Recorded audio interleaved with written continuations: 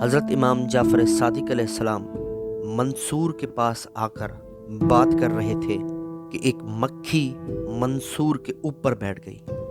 منصور نے اس کو ہٹایا مگر وہ آ کر پھر بیٹھ گئی، تو اس نے پھر ہٹایا مگر پھر آ کر بیٹھ گئی۔ جب وہ تنگ آ گیا تو اس نے کہا، اے ابو عبداللہ، یہ مکھی اللہ نے کیوں پیدا کر دی؟ آن جناب علیہ السلام نے فرمایا، اس لیے کہ وہ ظالموں اور جابروں کو ذلیل و تنگ کرے۔ ایک اور روایت میں آپ علیہ السلام نے فرمایا، اگر لوگوں کے کھانوں پر مکھی نہ بیٹھے تو ان میں سے کوئی ایک بھی ایسا نہ ملے گا کہ مجذوم نہ ہو۔ نبی کریم صلی اللہ علیہ وآلہ وسلم نے فرمایا کہ میرے بھائی حضرت عیسیٰ علیہ السلام ایک شہر سے گزرے تو دیکھا کہ ایک مرد اور ایک عورت ان کو پکار رہے ہیں۔ انہوں نے پوچھا، تم دونوں کا کیا معاملہ ہے؟ تو مرد نے کہا، یا نبی اللہ، یہ میری زوجہ ہے، اس میں کوئی خرابی نہیں، صالح ہے، مگر میں اس کو چھوڑنا چاہتا ہوں۔ آپ علیہ السلام نے فرمایا، اپنا پورا حال تو بتاؤ، معاملہ کیا ہے؟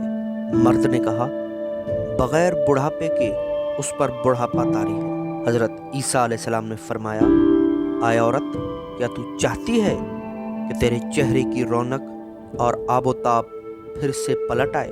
اس نے کہا، جی ہاں۔ آپ علیہ السلام نے فرمایا، اچھا اب جب تم کھانا کھایا کرو تو خوب پیٹ بھر کر نہ کھایا کرو، اس لیے کہ جب کھانا بہت زیادہ ہو جاتا ہے تو سینے پر دباؤ پڑتا ہے، جس کی مقدار زیادہ ہوتی تو چہرے کی آب جاتی رہتی ہے۔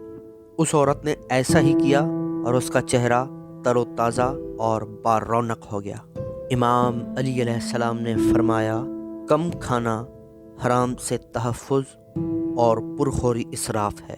کم خوری بہت سی بیماریوں کو بدن کے پاس نہیں آنے دیتی۔ اکثر ایسا ہوتا ہے کہ ایک لقمہ بہت سے لقموں یا خوراک سے محروم کر دیتا ہے، یعنی بے احتیاطی کی وجہ سے صحت برباد ہو جاتی ہے۔ حرص کے غلبے کی وجہ سے زیادہ کھایا جاتا ہے، اور حرص کا غلبہ بدترین عیب ہے۔